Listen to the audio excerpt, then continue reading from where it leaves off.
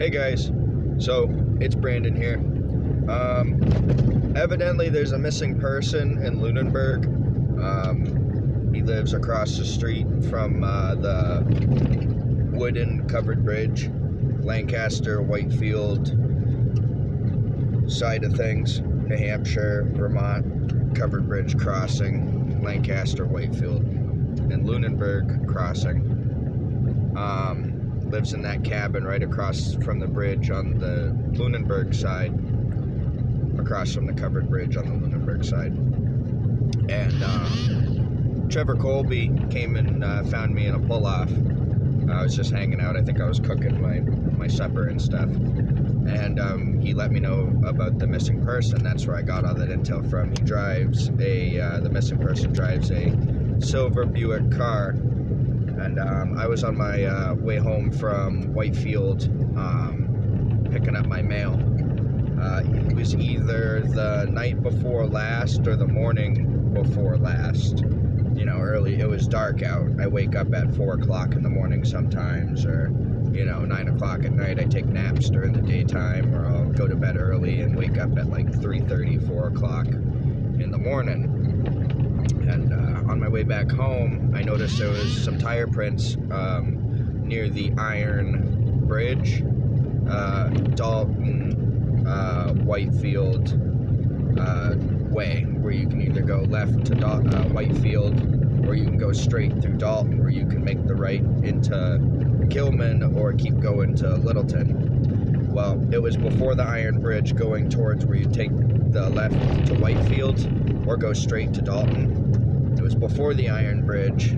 If you were going towards Lunenburg on the left-hand side of the road, the river side, it's where the guardrails don't start until just after the corner starts. It's at the edge of the field where it sends off out to the river. And going home, I noticed that we're going to get my mail. Can't remember which way, because I don't think you can see it going that way. But coming to go to Whitefield to go get my mail, because my mail is at the post office, I saw out there it was like a car's path rammed straight out into the middle of the river. Size of the car from the description, and about the length of going about 30-40 miles an hour. And I have this feeling that if an investigation goes on behalf of the man that's missing, they'll find a car in there, they'll find him, and they'll find that there was a cell phone ping of a phone turning on maybe 300-400 yards away from where that car was, and somebody called for a ride to leave the scene of what explicitly would be known as a murder. Nobody, I don't think, would fall asleep at the wheel that close to home. If anything, it's somebody that knows somebody else. I don't know, I can't even remember his name. But my theory is based on where the prints are in the field, because I brought Trevor Colby, I have his card right here, of the Sheriff's Department, to the scene. He surveyed it. I showed him the tire tracks. They're not mine. It looks like the person was steered through a gap, and you can see where his underbelly scraped the field, but the trees are hardly disturbed. If you're a tracker, you can tell. I'm a tracker. I can tell that there's slight disturbance and the field is scraped. It looks like someone was trying to cover their tracks and either jumped out of the car or went into the river, because they're a fucking psychopath. And there's a couple of crazy heavy-set woods hillbillies that are like that. Hopped up on something. They don't care if they go in the river, because, on their way down, they can just, I don't know. There's a lot of stuff like that goes on around here. Old debts, stuff like that. But I was sleeping not too far away. I think I was napping either, because it was at least the span of 2 days, so I was napping all over. See, this is why I do this kind of stuff, because I can pay attention to all the different shit going on. like the place in Gilman I'm about to pass that just burned down. I didn't come through here the morning that it was burning. I actually, I think I was either staying in Littleton, but I shot straight to Lunenburg. I went through the, I think the Whitefield way.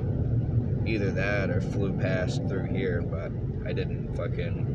There's cameras on this store up here, and they would have either seen me come through or turn whatever way to come down through here. But I didn't even come through here this morning. I went all the way down to the Lunenburg crossing covered bridge, and I saw the ambulance or the fire trucks going by, but I had to work. I was supposed to be at work. I was sitting at the Lunenburg covered bridge waiting for fucking 6:45, 7 o'clock to roll around so I could go over to my buddy Tyler Eaton's. He's a roofer, and start the day's work. I had no idea what was going on until I came through after hours. I was like, fuck, fucking place burned down. And someone burned down my camp in Whitefield. Yeah, the airsoft kids asked me about that. It was like fucking 6 months ago they asked me about it, and I was like, no, I haven't been up there. I didn't even go up there then. I just went to the graveyard, sat in my car and left, and you know, my phone has a tracker on it and all that stuff. It's not like I can make my car drive around with my phone in it while I go do shit. It doesn't work like that. Fucking cameras and fucking all, you know, they saw me alone. They fucking jumped out of the woods and stopped me and was like, yo, what's been going on? And fucking, I was like, shit, sons. Not a whole lot, fucking holding down the hammer like usual, and they was basically like, yeah, fucking basically someone burned down your camp, dude. And I was like, well, that fucking sucks. Sorry. And it was like, wish we could have fucking defended it, but we're just kids. And it was like, I understand that. There's people running around that are doing things that they shouldn't be fucking doing. Getting drunk and all sorts of other shit. I don't get fucking drunk. I sit in the open too long to fucking, you know. I sit in the open 110% of the time. Everybody knows what I'm doing. I don't get drunk. I don't fucking cause a ruckus or a fucking goddamn shame. You know, when people bring shame to places, I don't bring shame to places. I bring honor and respect. But, yeah, that's basically what's been going on. I got myself in the shower today, fucking shaving, using fucking dusty ass razors. It took me a minute. I got out of the shower and there were still patches all over me. Take care of those real quick. Looks like I have mange. I'll probably upload this to my YouTube too. And another thing going on that I want y'all to be aware of is when I was in Groveton, so my grandfather that owns the excavator and junk, well, he sold the land to those people. I'm not sure if he ever handed over or sold the deed or he has the title to his excavator or whatever. I bet he still owns the excavator. I know he probably owns the excavator still. But him and those people that own the dam now, him and them are good. And he went to the property while I was staying on it, the excavator property, where he still owns the excavator. And my grandfather, Bill Allen, in his red truck, came up to me in person and said that I was good to go to stay there and that he preferred that I was there for a little bit to make sure nobody kept busting up our excavator. The panel's missing, the diesel's missing, you know, it should be just like the excavator in Groveton that has the big crab claw in the very middle of town where the train bridge is. It should be that much money. If I was doing that to our property, I wouldn't have ass cheeks left, and that's all I'm gonna say about that. We didn't want that to happen. It did.